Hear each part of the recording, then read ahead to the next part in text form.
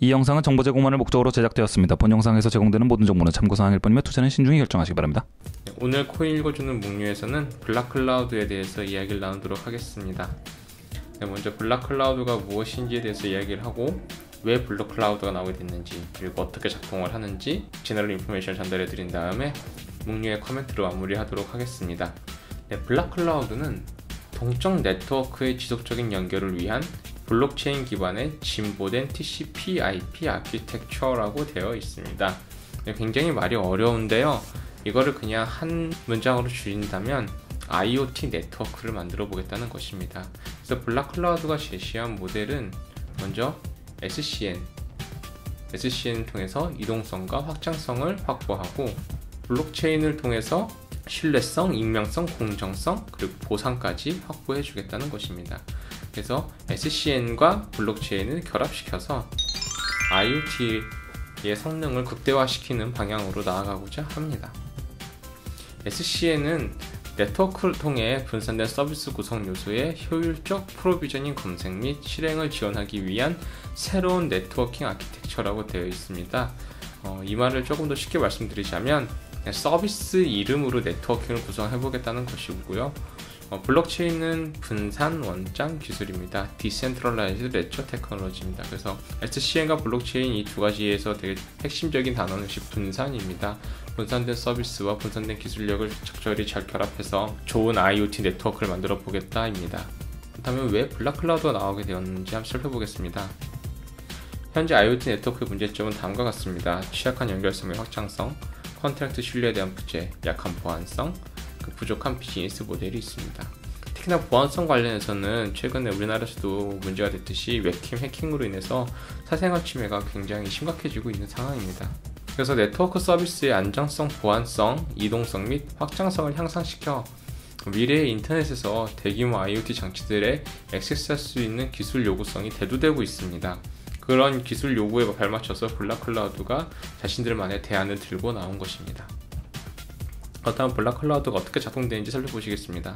블락클라우드는 일단 처음 말씀드린 대로 서비스 센트릭 네트워킹을 제공을 하고, 합의 구조로는 POS지만 Proof of Service를 제공합니다. 그리고 DAC 트랜지션이 어드밴스된 모델을 제시하고 Trustful Continuous Double Option을 제공합니다. 먼저 SCN을 보시겠습니다. 전통적인 IoT 네트워크를 보시면 기본적으로 데이터를 모으는 중앙 서버가 반드시 필요하게 되고요. 장치가 위치를 이동할 때마다 새로운 IP를 제공하게 되고, 그 제공된 새로운 IP를 또 DNS에 수시로 업데이트를 해야 됩니다.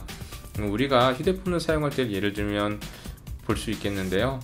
휴대폰이 와이파이가 있는 지역에서 작동이 되다가 다시 LTE가 있는 지역으로 넘어가게 되면 휴대폰의 IP 주소가 계속해서 바뀌게 됩니다. 그런데 이 SCN을 이용하게 되면 장치 및 데이터의 서비스를 이름으로 제공해서 해당 서비스 이름을 통해서 액세스를 할 수 있게 됩니다. 근데 해당 서비스 이름을 통해서 액세스를 하다 보니까 사실은 보안성에서 조금 문제가 생길 수 있습니다. 그래서 그 서비스에 대한 프루프, 즉 합의 구조가 필요하게 되었는데요. 서비스 이름이 정말로 참인지 거짓인지 증명해서 합의를 해야 됩니다.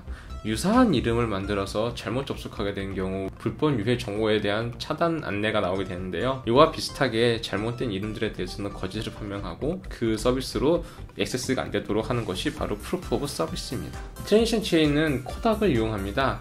사실 닥의 업그레이드 버전이고 블락클라우드가 스스로 내세운 자체 기술입니다. 먼저 닥에 대해서 보시겠습니다. 닥은 아이오타에서 탱글로 많이 설명을 합니다. 새로 생성된 노드가 앞에 있는 두 가지 임의의 노드를 검증하는 방법입니다. 그래서 이렇게 계속해서 문어발식으로 쉽게 확장할 수 있게 만들었는데요. 최근 들어서 이 아이오타 탱글에 대해서 트랜지션 속도에 문제가 있다라는 그런 여러 가지 보고들이 나오고 있습니다.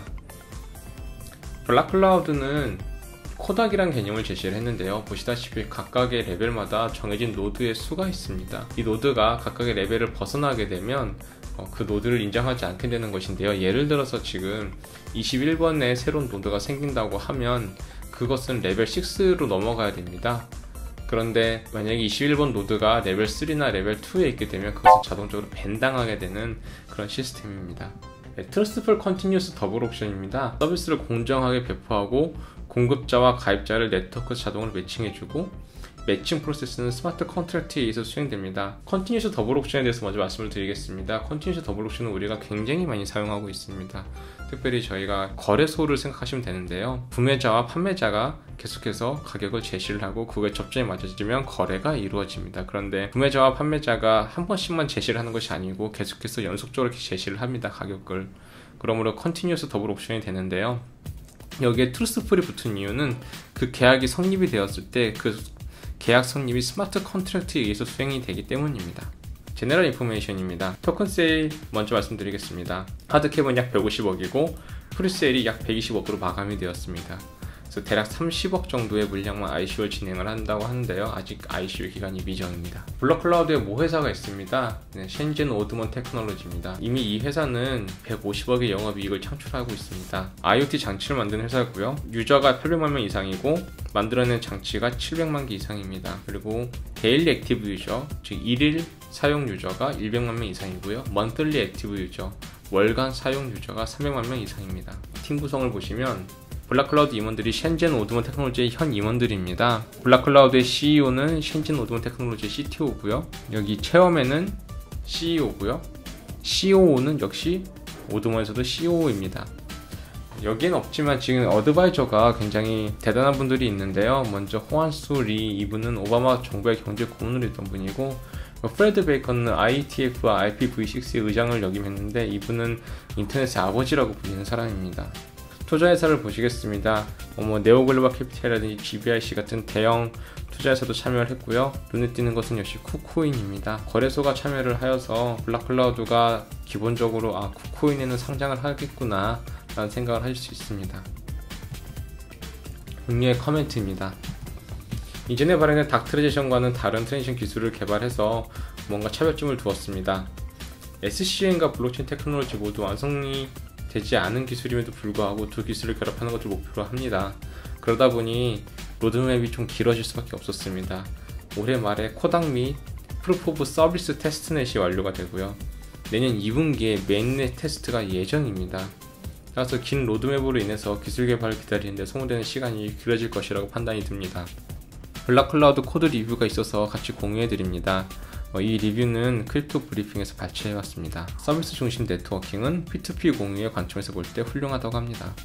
예를 들어서 코인 읽어주는 목록을 서비스 이름으로 제공할 수 있다면 항상 해당 서비스 이름을 통해 액세스할 수 있으므로 더 이상 특정 위치에 게시할 필요가 없어집니다. SCN의 코드 구현이 굉장히 견고하게 되어 있다고 합니다. 하지만 네트워킹을 확실히 알고 있음에도 불구하고 아직 블록체인 개발로는 이어지지 않고 있다고 합니다.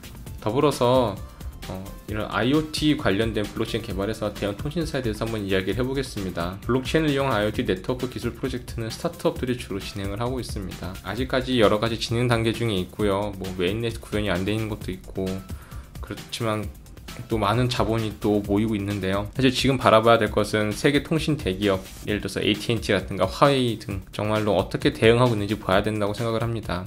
이들은 지금 IoT 전용 네트워크를 구축하고 있고요. 대표적으로 내로밴드 IoT라는 것을 구축하고 있습니다. 이것은 아예 완전히 새로운 네트워킹을 구축을 하는데요. 그럼에도 불구하고 훨씬 더 저렴한 서비스를 제공할 수 있다고 합니다. 지금 오른쪽 아래에 그림을 보시게 되면 그 스탠드 얼론 형태로 네트워크를 딸 수도 있고요. 또는 LTE 사이에 있는 대역폭을 딸 수도 있고요. 또는 LTE 안에서 주파수를 따올 수도 있습니다. 근데 이 내로밴드 IoT를 구성하게 되면 낮은 전력도 역시나 큰 장점이라고 하고 희귀하고 비싼 주파수 대역에서 아주 내로우하게 따오기 때문에 굉장히 효율적으로 활용할 수 있다고 합니다. 역시나 결국은 IoT 네트워킹은 미래의 신기술이고 저희 꼭 필요한 기술입니다. 그래서 여러 업체들이 당연히 경쟁을 하고 준비를 할 텐데요.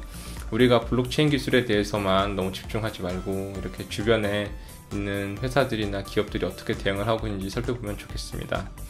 지금까지 코인 읽어주는 목록에서 블락클라우드를 이야기해드렸고요. 유튜브 구독, 좋아요 눌러주시면 감사하겠습니다. 감사합니다.